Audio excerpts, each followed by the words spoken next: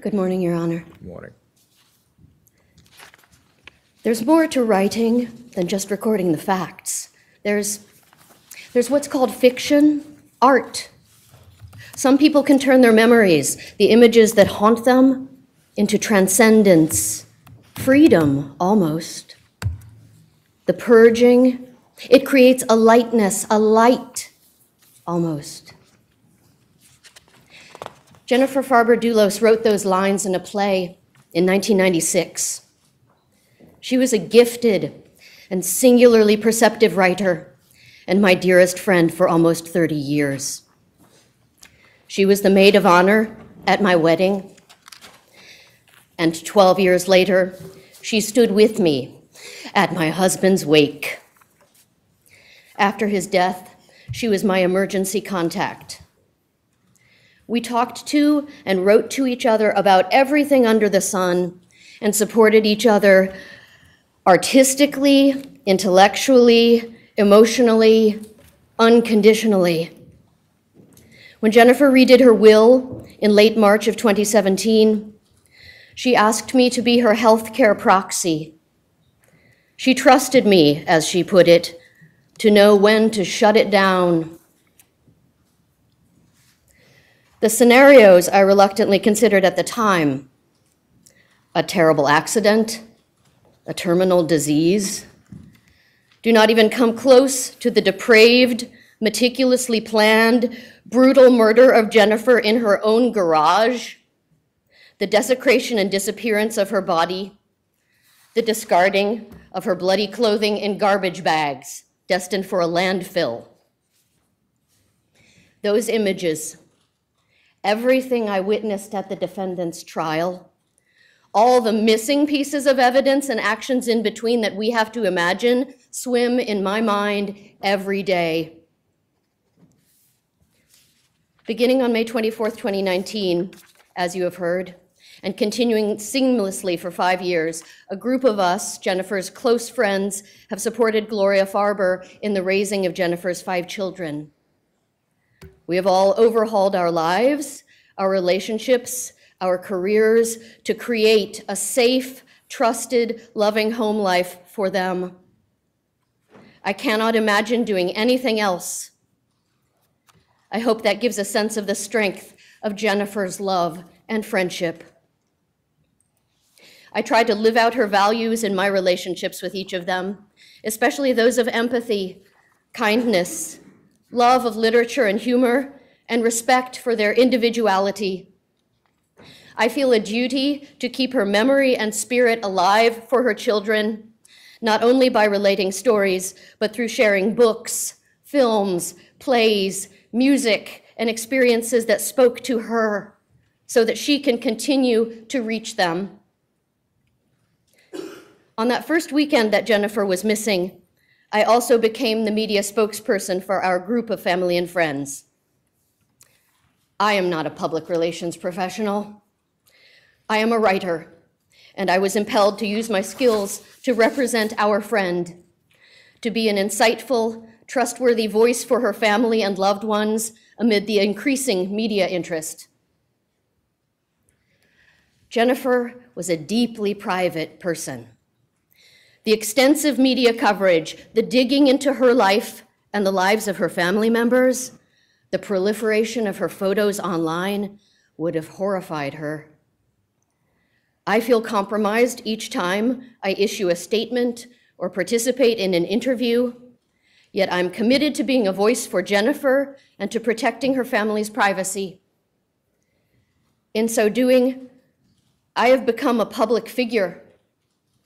All of us are now characters in a public true crime narrative, which is an unsettling and bizarre experience. I acknowledge that I have voluntarily assumed the role of spokesperson, but it takes a heavy toll. Every time I am asked what it felt like when, I am re-traumatized. I must also hold back a large body of information. During the defendant's trial, it was distressing to realize that most of my communications with Jennifer would be regarded as hearsay in a criminal court. Jennifer began to express overt fears for her physical safety in the spring of 2017, after Fotis Dulos announced his plans for the defendant to move to Farmington. His behavior changed to become more physically aggressive and defiant toward Jennifer after he became involved with the defendant. She showed up to tour Renbrook School in early April 2017, the school attended by Jennifer's children, a couple of weeks after Jennifer had learned of the affair. In April 2018, she defied family court orders by touring New Canaan Country School, then attended by Jennifer's children.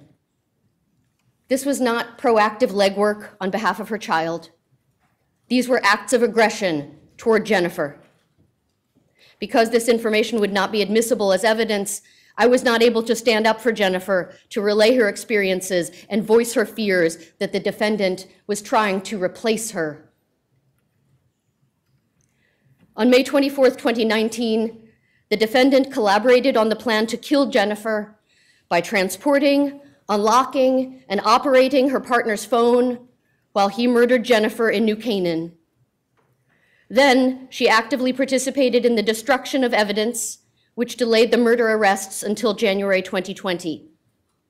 That delay enabled the introduction of a degrading line of argument and speculation put forth by Fotis Dulos' defense counsel that Jennifer had voluntarily disappeared, abandoning her children. This was slander, suggesting that Jennifer was not only alive, but also deceitful, cunning, and unspeakably callous. The theory was picked up widely in the media, and I had to defend a murder victim in the press, the most conscientious person I have ever known, who was unfailingly devoted to her children and loved them beyond compare. The defendant repeated the theory that Jennifer had run away multiple times in her interviews with the investigators. That was not a coincidence. During the period from June 2019 to January 2020, we, Jennifer's loved ones, were not permitted to acknowledge that she was deceased. As our spokesperson, I had to publicly sustain the fiction that she might be found alive, which was deeply dishonest and felt disrespectful of what Jennifer had endured. We held a memorial for her in secret, tightly managed, fearful that the media would find out and report that the family believed Jennifer was dead. The defendant's refusal to provide any information, even speculative, as to what was done with Jennifer's body is a sustained act of cruelty. We are unable to bury Jennifer or to mourn her properly. I lie awake at night, recreating in my mind the log of actions and locations on May 24th and the days surrounding it, trying to piece together where Jennifer is. For the defendant, Jennifer's murder was not enough. She has continued to disparage and degrade Jennifer over the 5 years following. From her interviews with the investigators in the summer of 2019 to her actions in criminal court in 2024, she has repeatedly insisted that Jennifer was sick. On February 15th, 2024, during the criminal trial proceedings, in this very courtroom, I witnessed the defendant displaying on her laptop in very large type, with the intent that it be readable from a distance, a sealed family court document that was stricken from the record. Earlier that same afternoon, I heard the defendant state aloud in English while walking out during a recess for everyone within earshot to hear, "She was sick," followed by a psychiatric diagnosis. Even at her own trial, at which she did not take the stand, the defendant was using underhanded, provocative methods to espouse Dulos' defense theory. Her continued insistence that Jennifer was sick indicates the following to me.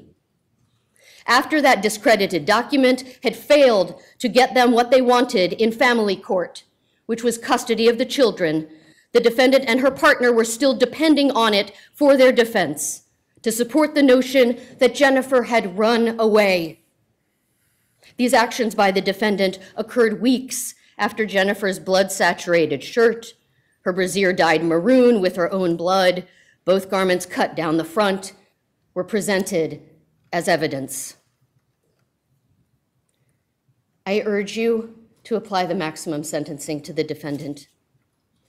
She wanted to erase and replace Jennifer Farber Dulos, and she very nearly succeeded. She believes that the rules do not apply to her, whether the protocol of a courtroom or regard for human life. It is she who is deceitful, cunning, and unspeakably callous. When she conspired to murder Jennifer, she gave no thought to the 5 children, young people she knew well and professed to love, who would be torn from their mother and she from them forever. In a play Jennifer wrote more than 30 years ago, a character says to herself, "I have this dream that keeps me going. I go downstairs, and there she is, in a bassinet under the shelves. I reach in, pick her up. She is heavy as I lift her. She opens her eyes. They're brown, like mine, like hers." Thank you for your time. Thank you.